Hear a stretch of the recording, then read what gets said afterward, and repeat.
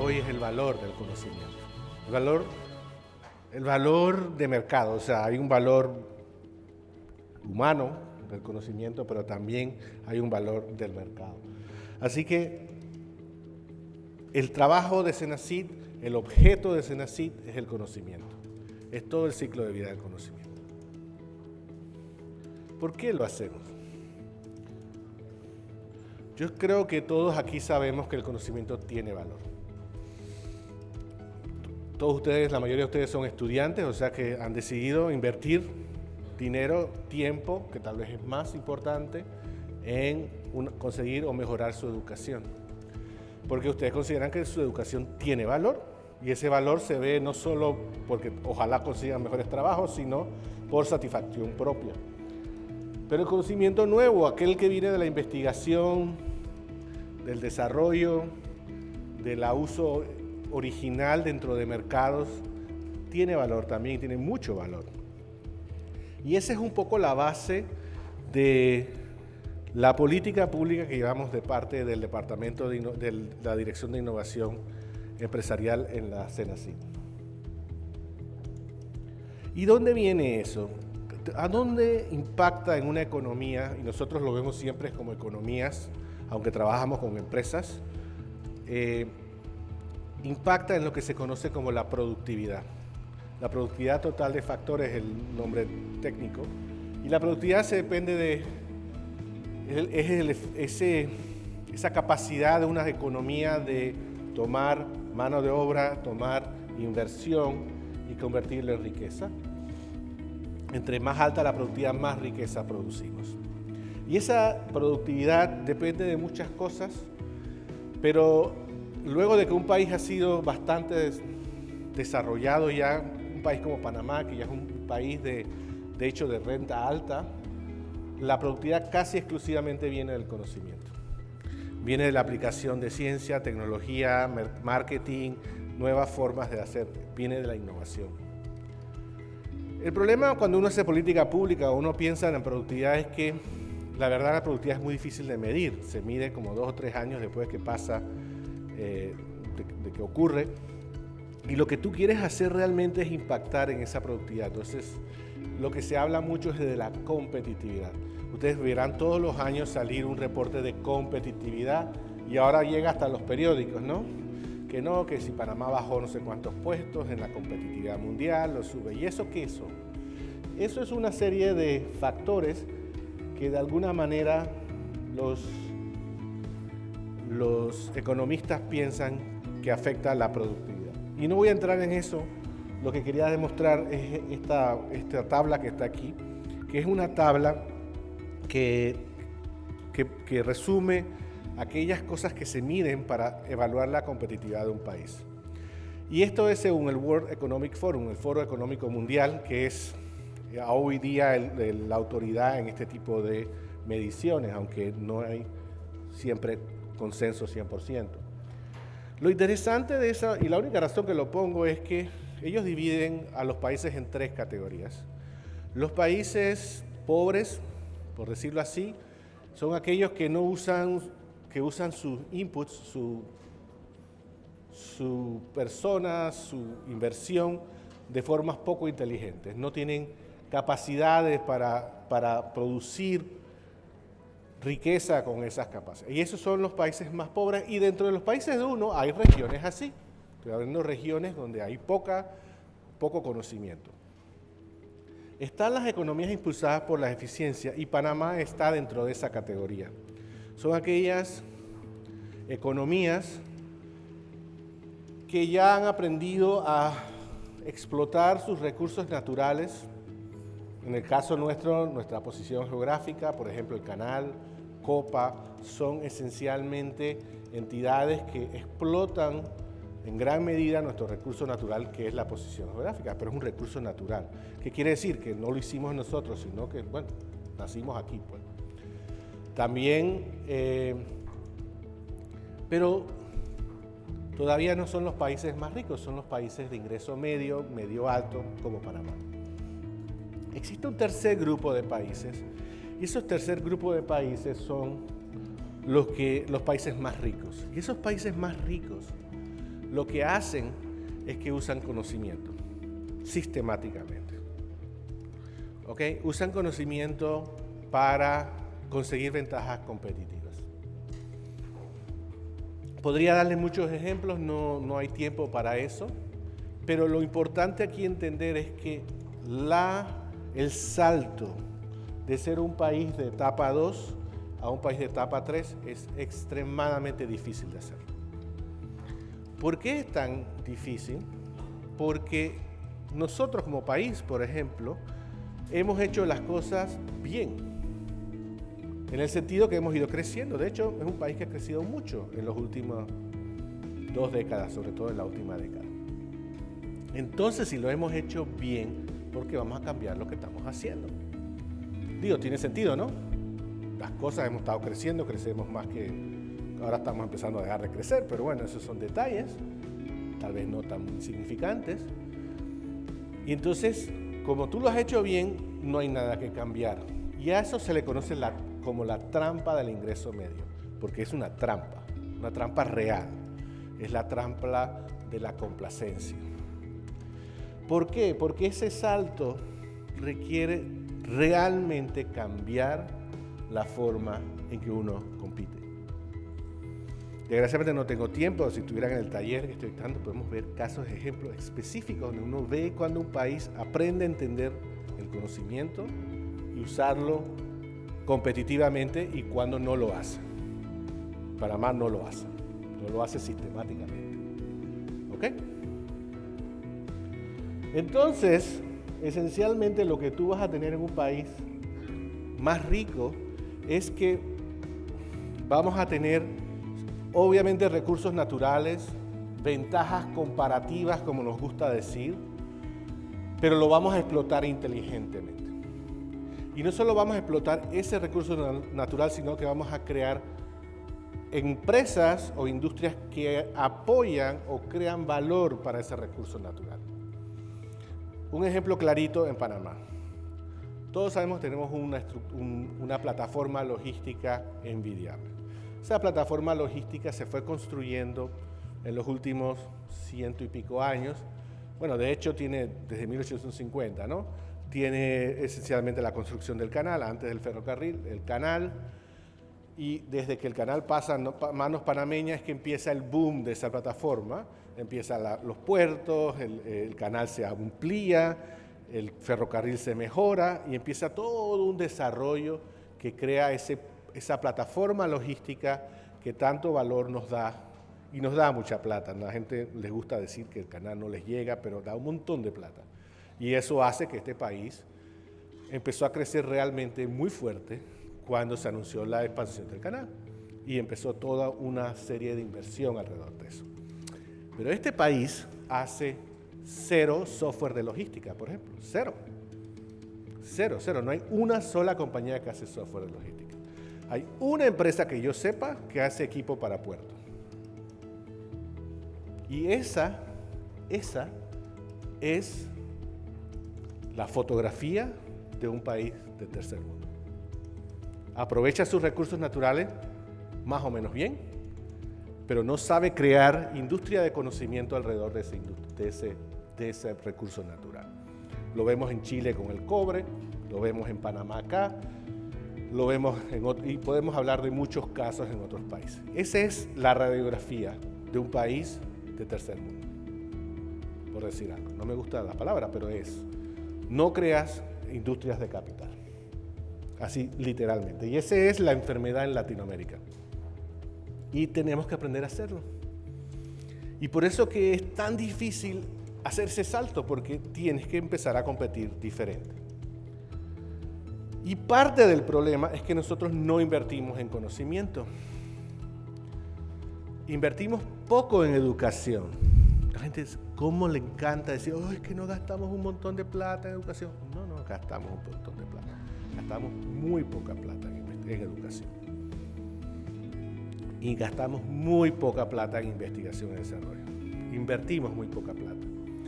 Y uno de los resultados más importantes de la teoría económica desde los años 50 para acá es que los países no invierten en investigación, desarrollo, ciencia y tecnología cuando son ricos.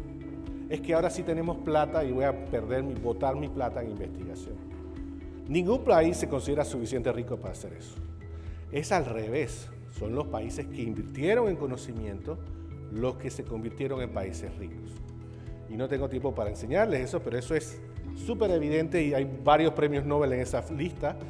Romer se lo ganó el año pasado, justamente demostrando, analizando y sistematizando el conocimiento que se tiene sobre eso. Esa falta de inversión en conocimiento es lo que hace que nosotros no generemos industrias de conocimiento alrededor del canal, por decir algo. Esto parece muy sencillo, pero claro, requiere que empecemos a sacar plata donde no la hay en cantidades importantes para pagar estas cosas. Pero el retorno de inversión es alto, o sea que sí vale la pena. Y le voy a decir, porque de pronto, yo sé que eso no todos piensan así, pero hay gente que piensa que es que los panameños no podemos hacer esas cosas. Y les voy a dar unos cuantos casitos de ejemplo para que vean que sí se puede. Este señor que está aquí se llama Ángel Rodríguez, es un colonense que vive hoy día en Volcán. Ángel es un maker, un tipo fantástico, un negociante, una persona que sabe construir. Porque él, bueno, eso lo aprendió solito, de hecho, ha hecho fortunas varias veces. El señor tiene en Volcán,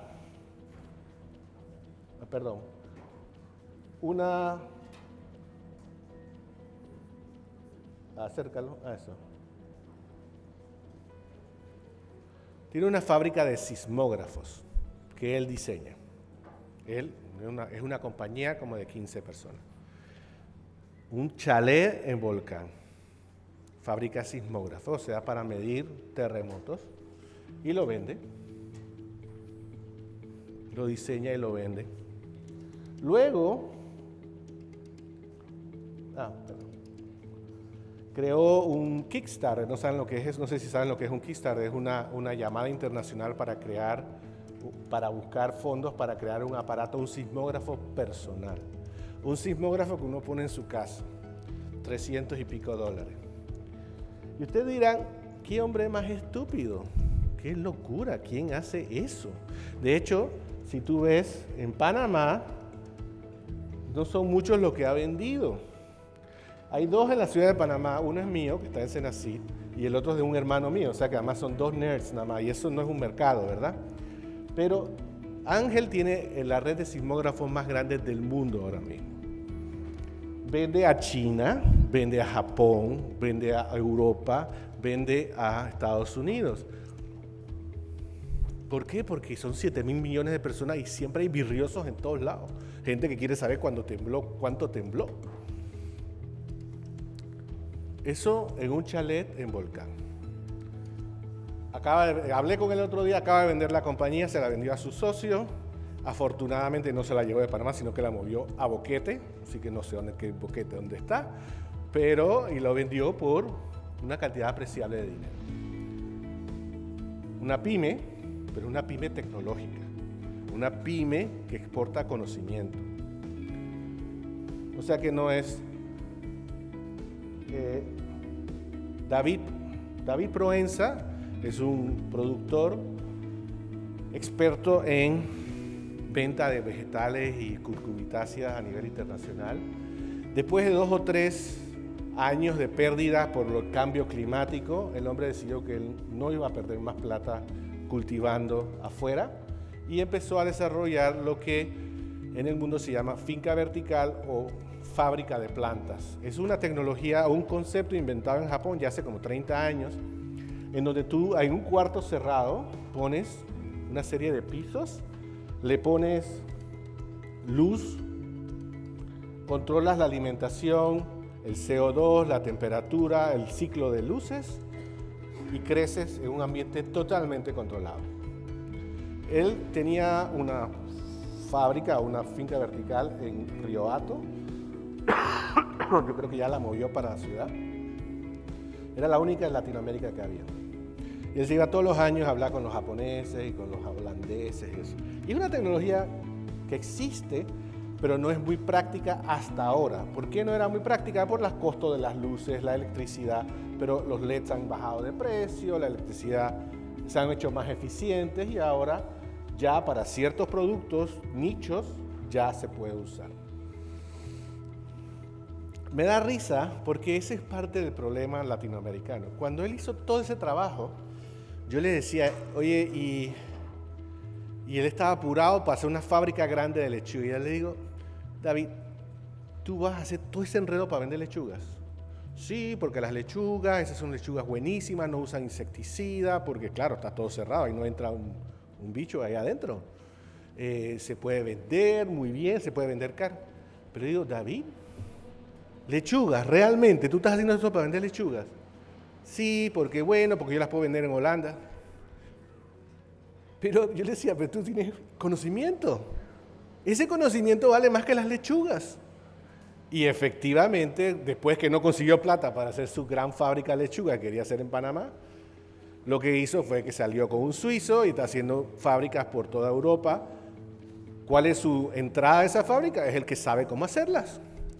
A mí me hubiera gustado que hiciera equipo, porque no hay equipo para comprar para hacer eso. Todavía no es una industria tan desarrollada que yo puedo llamar a alguien y decir, ponme una fábrica de plantas al lado y te la hace.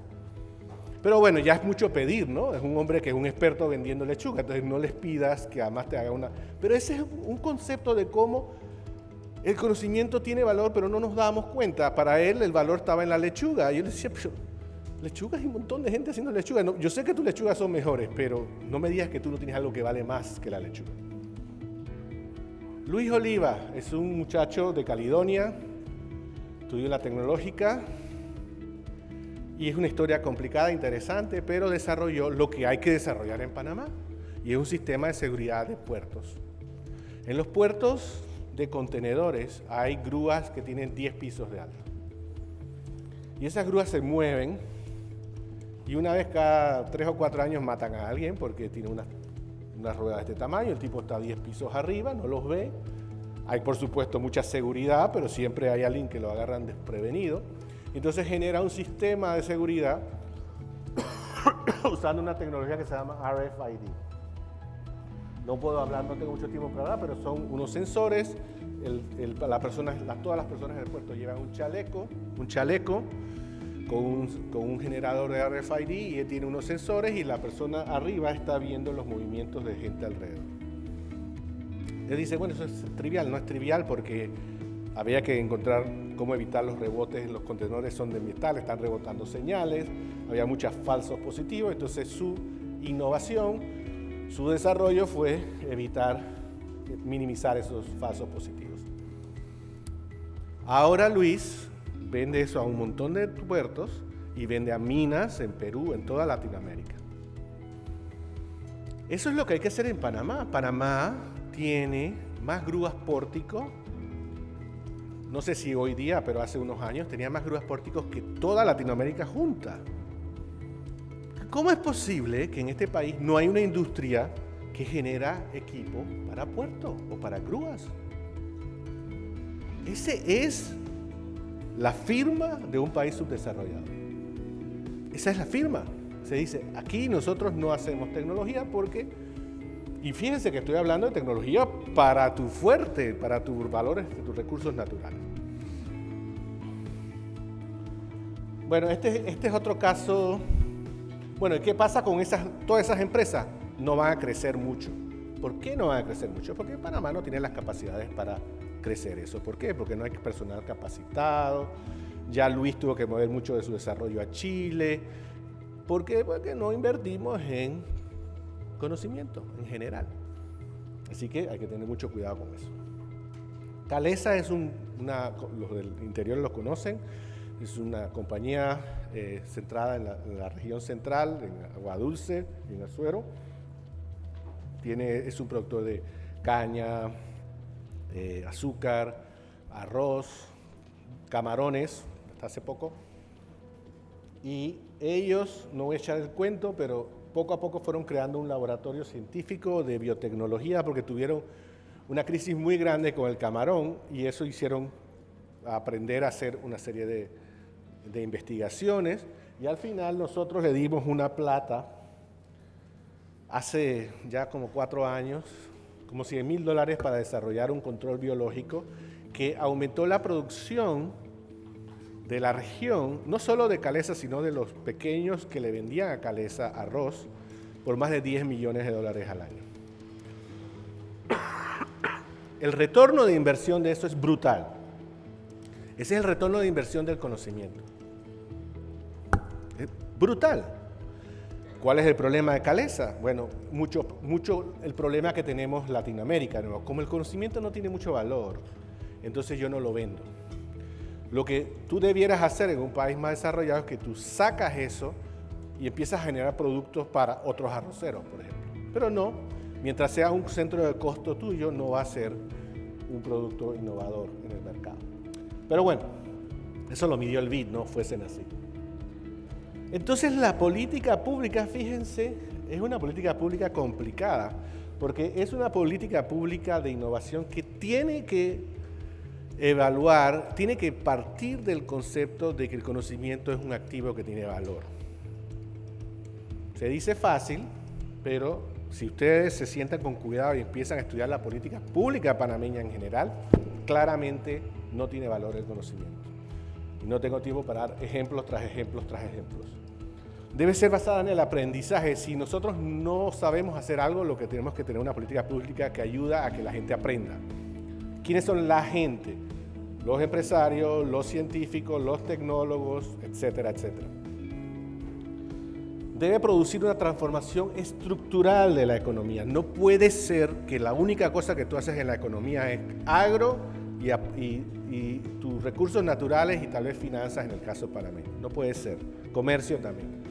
Tiene que empezar a haber otro tipo de industrias de conocimiento alrededor y esto es muy importante, tiene que ser una política pública paciente, que quiere decir que estas cosas no se hacen de un día para otro, no se hacen mágicamente, ni siquiera por plata, es un tema de tiempo, porque la gente tiene que aprender.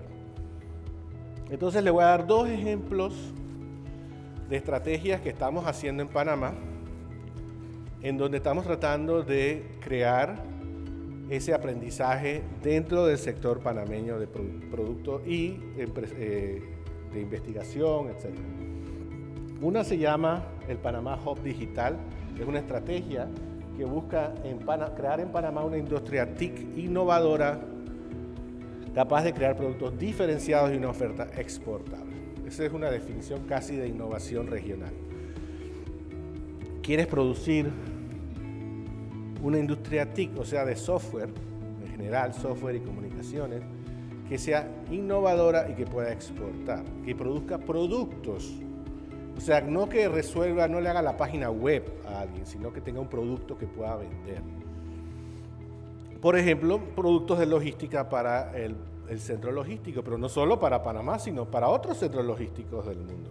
O sea, tienes que empezar a pensar ya sistemáticamente cómo llegar a eso. Aprovechar tus ventajas para crear productos empaquetados de conocimiento para vender hacia afuera. Un cuentito rápido, esto de hecho no es nuevo, empezó en el 2008, cambió el gobierno en el 2008, en 2009 creo, y se cayó la política. Porque estas políticas son pacientes, hay que tener paciencia, hay que mimarlas, hay que seguirlas.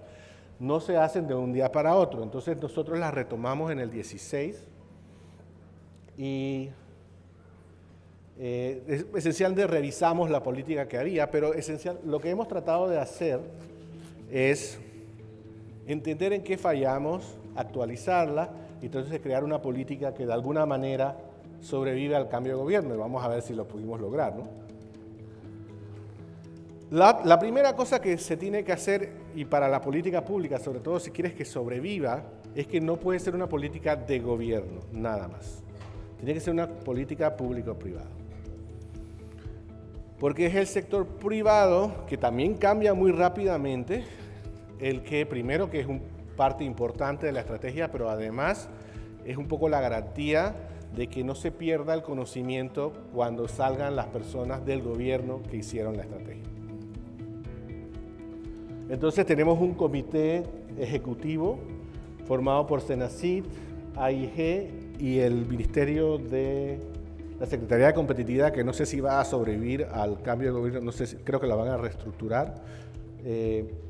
Tiene una parte académica, pueden ir varias universidades, ahora mismo la UTP es la que está en el comité ejecutivo, Ciudad del Saber, el INADE, a veces no participa, y entonces el sector privado esencialmente por la Cámara de Tecnología, que es la vicepresidencia, ahora mismo el presidente, también porque viene cambio de gobierno es importante que la presidencia pase al sector privado.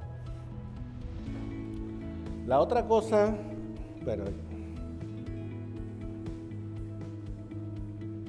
bueno, y hay otras. ¿Cuáles son las bases? No voy a entrar mucho en eso, pero ¿cuáles son las bases? Lo primero que hicimos esta vez, o tratamos de hacer, son establecer institucionalidad.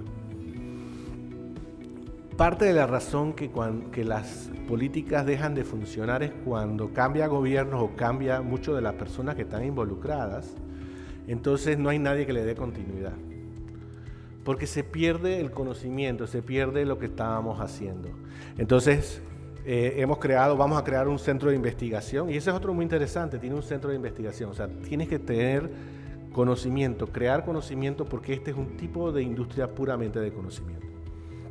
Estamos creando un observatorio, hemos creado una serie de instituciones que más o menos sin mucha plata, pero una serie de instituciones para que ver si sobrevive. Y la idea es crear innovación de calibre internacional para entonces crear exportación. No voy a hablar mucho más de eso, pero es una idea, es una estrategia, fíjense cómo primero trae a todo el mundo y lo sienta en la mesa. Segundo, crea una serie de instituciones. Una de ellas es un centro de investigación de clase mundial, que debe estar saliendo la creación este mes o el mes que viene. Porque se entiende entonces que la investigación y el conocimiento es parte de una estrategia que trae conocimiento, pero vamos también a traer know-how o conocimiento de desarrollo y conocimiento de mercado. Y es bien interesante cómo lo estamos haciendo, pero bueno, no tengo mucho tiempo para entrar en eso, pero es una estrategia que, como ven, mira el conocimiento como parte central del problema. Por supuesto hay que meterle plata, y se le está metiendo, pero pero vamos a ver qué pasa. Otro ejemplo es el tema de cómo yo hago dispositivos, y es esencialmente el tema del patentamiento y la fabricación digital.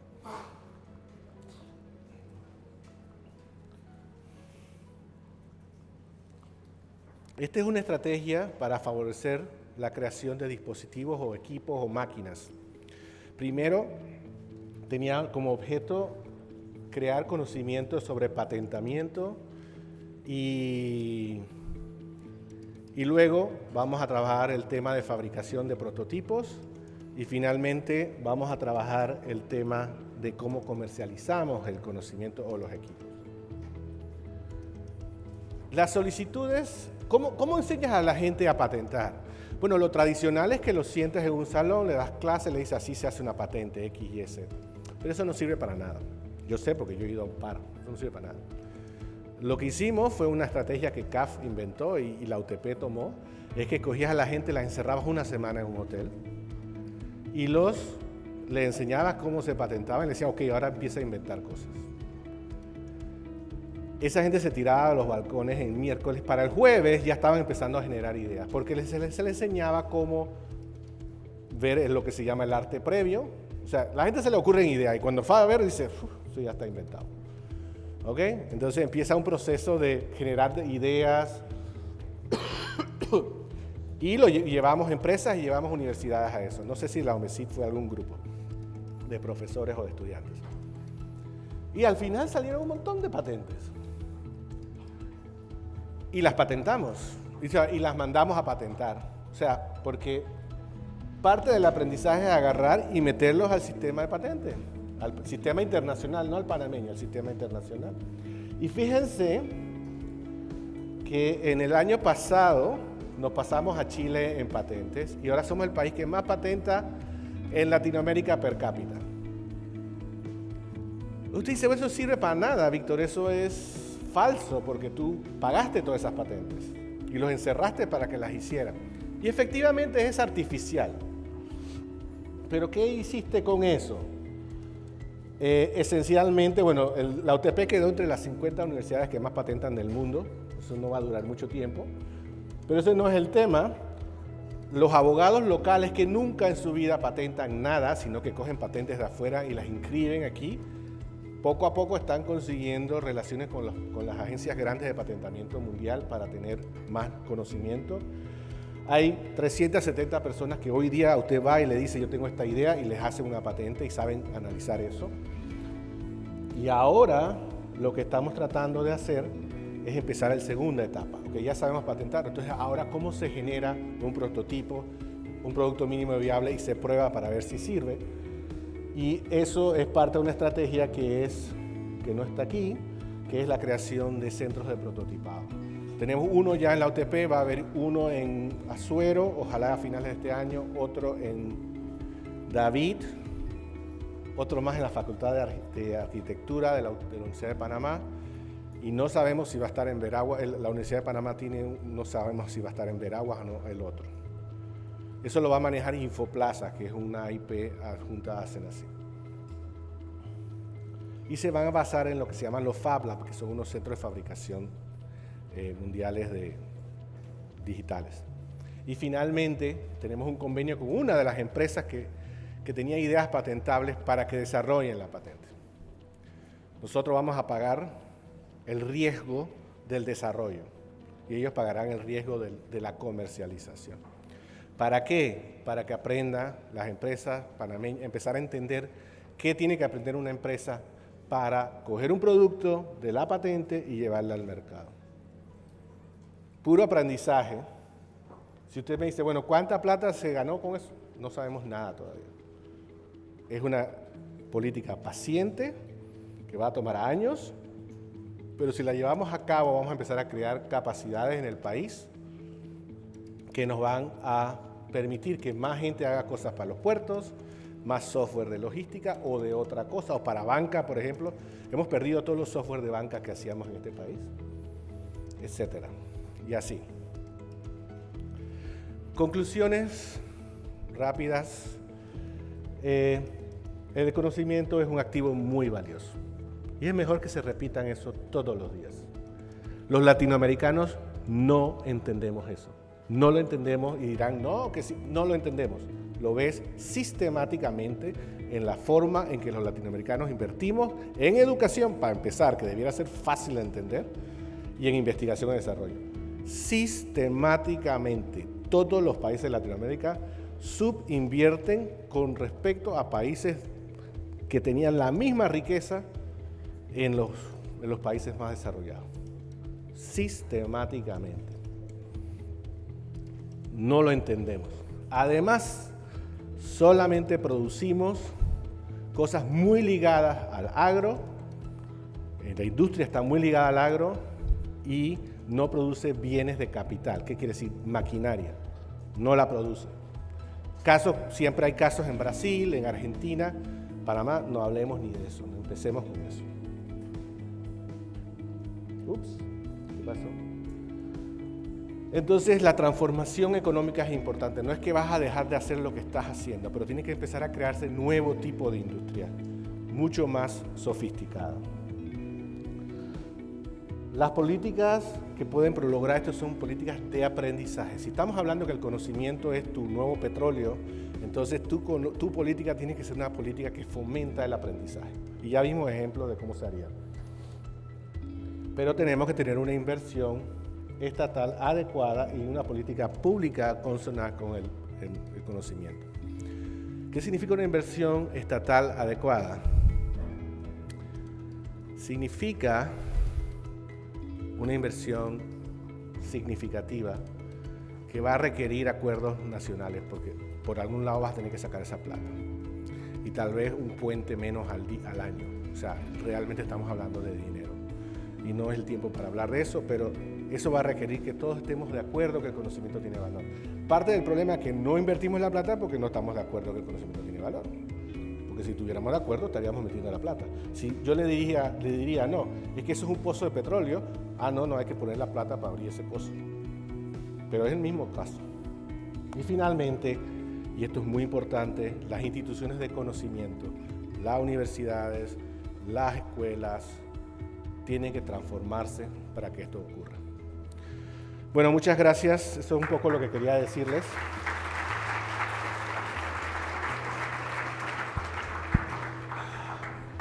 Muchas gracias, doctor Víctor. Hay 3 preguntas del auditorio. La primera dice, ¿cree usted que la sociedad panameña ya está recogiendo los resultados de los millones en inversión de más de 10 años con Cenacit? ¿Están los resultados de las investigaciones resolviendo los problemas de la sociedad? Okay. Es una buena pregunta y una pregunta siempre muy difícil de contestar. Es como si yo le pregunte si toda esa plata que he metido en el sistema educativo está funcionando. Porque es una pregunta válida, o sea, no quiero decir que no lo es, pero sí, así que no tengo el número puesto, pero nosotros como entidad nos evaluamos todos los años, cada 2 o 3 años. O sea, nosotros tenemos una cultura de evaluación, no lo hacemos nosotros, lo vienen gente de afuera a hacerlo. Por ejemplo, ese que yo puse de Calesa es un análisis del BID del programa de innovación. Y según ese análisis, sí hay retornos de la inversión que tú le has dado a Cenacit en la parte de innovación, que es la más fácil de medir. Exactamente cuánto, el número nunca es tan fácil de calcular. Hay retornos claros en la educación, por ejemplo. Nosotros, la cantidad de gente que hemos mandado a estudiar ha hecho que en este país hace 15 años, 20 años, cuando Cenacit se creó, no había científicos, ahora los hay, y se nota. ¿Cómo se nota?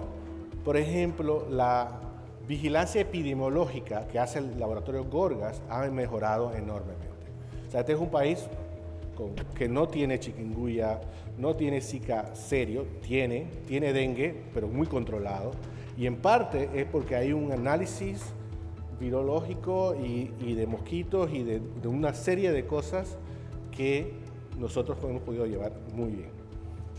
Tenemos una industria que nadie sabe de eso, pero una industria de pruebas clínicas muy interesante, que tampoco se ha evaluado muy bien, que todo eso. Y todo esto son las universidades específicas, la única universidad, tengo que decirlo, que aprovechó las becas de forma sistemática fue la Universidad Tecnológica de Panamá.